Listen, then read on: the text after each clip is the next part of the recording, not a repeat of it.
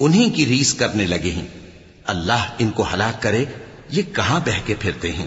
انہوں نے اپنے علماء اور مشائخ اور مسیح ابن مریم کو اللہ کے سوا معبود بنا لیا، حالانکہ ان کو یہ حکم دیا گیا تھا کہ معبود واحد کے سوا کسی کی عبادت نہ کریں، اس کے سوا کوئی معبود نہیں، اور وہ ان لوگوں کے شریک مقرر کرنے سے پاک ہے۔ یہ چاہتے ہیں کہ اللہ کے نور کو اپنے منہ سے پھونک مار کر بجھا دیں، اور اللہ اپنے نور کو پورا کیے بغیر رہنے کا نہیں، اگرچہ کافروں کو برا ہی لگے۔ وہی تو ہے جس نے اپنے پیغمبر کو ہدایت اور دین حق دے کر بھیجا تاکہ اس دین کو دنیا کے تمام دینوں پر غالب کرے، اگرچہ کافر ناخوش ہی ہوں۔ مومنوں، اہل کتاب کے بہت سے عالم اور مشائخ لوگوں کا مال ناحق کھاتے اور ان کو اللہ کی راہ سے روکتے ہیں، اور جو لوگ سونا اور چاندی جمع کرتے ہیں اور اس کو اللہ کے راستے میں خرچ نہیں کرتے، ان کو اس دن کے عذاب علیم کی خبر سنا دو، جس دن وہ مال دوزخ کی آگ میں خوب گرم کیا جائے گا، پھر اس سے ان بخیلوں کی پیشانیاں اور پہلو اور پیٹھیں داغی جائیں گی، اور کہا جائے گا کہ یہ وہی ہے جو تم نے اپنے لیے جمع کیا تھا، سو جو تم جمع کرتے تھے اب اس کا مزہ چکھو۔ اللہ کے نزدیک مہینے گنتی میں 12 ہیں، اس روز سے کہ اس نے آسمان اور زمین کو پیدا کیا۔ اللہ کی کتاب میں سال کے 12 مہینے لکھے ہوئے ہیں، ان میں سے 4 مہینے ادب کے ہیں، یہی دین کا سیدھا رستہ ہے۔ تو ان مہینوں میں قتال ناحق سے اپنے آپ پر ظلم نہ کرنا، اور تم سب کے سب مشرکوں سے لڑو جیسے وہ سب کے سب تم سے لڑتے ہیں، اور جان رکھو کہ اللہ پرہیزگاروں کے ساتھ ہے۔ ادب کے کسی مہینے کو ہٹا کر آگے پیچھے کر دینا کفر میں بڑھ جانا ہے، اس سے کافر گمراہی میں پڑے رہتے ہیں۔ ایک سال تو اس کو حلال سمجھ لیتے ہیں اور دوسرے سال حرام، تاکہ ادب کے مہینوں کی جو اللہ نے مقرر کیے ہیں گنتی پوری کر لیں، اور جو اللہ نے منع کیا ہے اس کو جائز کر لیں۔ ان کے برے اعمال ان کو بھلے دکھائی دیتے ہیں، اور اللہ کافر لوگوں کو ہدایت نہیں دیا کرتا۔ مومنوں، تمہیں کیا ہوا ہے کہ جب تم سے کہا جاتا ہے کہ اللہ کی راہ میں جہاد کے لیے نکلو تو تم زمین سے چپکے جاتے ہو، یعنی گھروں سے نکلنا نہیں چاہتے؟ کیا تم آخرت کی نعمتوں کو چھوڑ کر دنیا کی زندگی پر خوش ہو بیٹھے ہو؟ سو دنیا کی زندگی کے فائدے تو آخرت کے مقابل بہت ہی کم ہے۔ اگر تم نہ نکلو گے تو اللہ تم کو بڑی تکلیف کا عذاب دے گا، اور تمہاری جگہ اور لوگ پیدا کر دے گا، اور تم اس کو کچھ نقصان نہ پہنچا سکو گے، اور اللہ ہر چیز پر قدرت رکھتا ہے۔ اگر تم پیغمبر کی مدد نہ کرو گے تو اللہ ان کا مددگار ہے۔ وہ وقت تم کو یاد ہوگا جب ان کو کافروں نے گھر سے نکال دیا۔ اس وقت 2 ہی شخص تھے، جن میں ایک ابو بکر رضی اللہ تعالی عنہ تھے، دوسرے ہمارے پیغمبر صلی اللہ علیہ وآلہ وسلم۔ جب وہ دونوں غار ثور میں تھے، اس وقت پیغمبر اپنے رفیق کو تسلی دیتے تھے کہ غم نہ کرو، اللہ ہمارے ساتھ ہے۔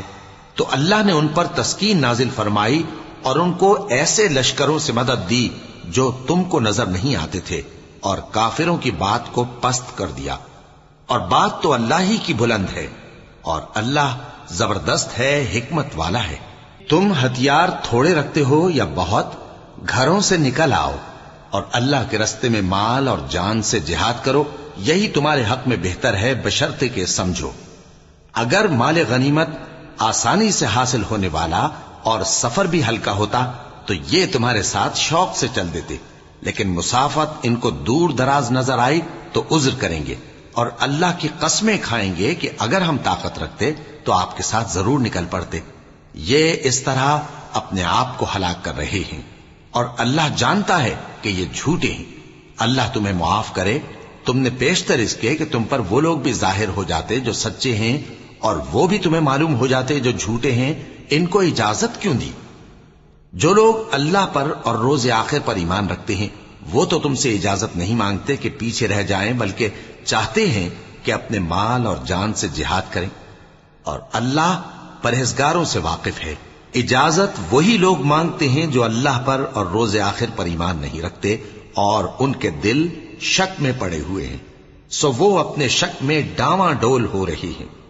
اور اگر وہ نکلنے کا ارادہ کرتے تو اس کے لیے سامان تیار کرتے، لیکن اللہ نے ان کا اٹھنا اور نکلنا پسند ہی نہ کیا تو ان کو ہلنے جلنے ہی نہ دیا، اور ان سے کہہ دیا گیا کہ جہاں معذور بیٹھے ہیں تم بھی ان کے ساتھ بیٹھے رہو. اگر وہ تم میں شامل ہو کر نکل بھی کھڑے ہوتے تو تمہارے درمیان شرارت کرتے اور تم میں فساد ڈلوانے کی غرض سے دوڑے دوڑے پھرتے، اور تم میں ان کے جاسوس بھی ہیں، اور اللہ ظالموں کو خوب جانتا ہے. یہ پہلے بھی طالب فساد رہے ہیں اور بہت سی باتوں میں تمہارے لیے الٹ پھیر کرتے رہے ہیں، یہاں تک کہ حق آ پہنچا اور اللہ کا حکم غالب ہوا اور وہ برا مانتے ہی رہ گئے. اور ان میں کوئی ایسا بھی ہے جو کہتا ہے کہ مجھے تو اجازت ہی دیجئے اور آفت میں نہ ڈالیے. دیکھو یہ آفت میں پڑ گئے ہیں اور دوزخ سب کافروں کو گھیرے ہوئے ہے. اے پیغمبر، اگر تم کو آسائش حاصل ہوتی ہے تو ان کو بری لگتی ہے، اور اگر تم پر کوئی مشکل آ پڑتی ہے تو کہتے ہیں کہ ہم نے اپنا کام پہلے ہی درست کر لیا تھا، اور خوشیاں مناتے لوٹ جاتے ہیں. کہہ دو کہ ہم کو کوئی مصیبت نہیں پہنچ سکتی بجز اس کے جو اللہ نے ہمارے لیے لکھ دی ہو. وہی ہمارا کارساز ہے، اور مومنوں کو تو اللہ ہی پر بھروسہ رکھنا چاہیے. کہہ دو کہ تم ہمارے حق میں 2 بھلائیوں میں سے ایک کے منتظر ہو، اور ہم تمہارے حق میں اس بات کے منتظر ہیں کہ اللہ یا تو اپنے پاس سے تم پر کوئی عذاب نازل کرے یا ہمارے ہاتھوں سے تمہیں عذاب دلوائے. سو تم بھی انتظار کرو، ہم بھی تمہارے ساتھ انتظار کرتے ہیں. کہہ دو کہ تم مال خوشی سے خرچ کرو یا ناخوشی سے، تم سے ہرگز قبول نہیں کیا جائے گا. تم نافرمان لوگ ہو، اور ان کے خرچ کیے ہوئے مالوں کے قبول ہونے سے کوئی چیز مانے نہیں ہوتی سوائے اس کے کہ انہوں نے اللہ سے اور اس کے رسول سے کفر کیا، اور نماز کو آتے ہیں تو سست و کاہل ہو کر، اور خرچ کرتے ہیں تو ناخوشی سے. بس تم ان کے مال اور اولاد سے تعجب نہ کرنا.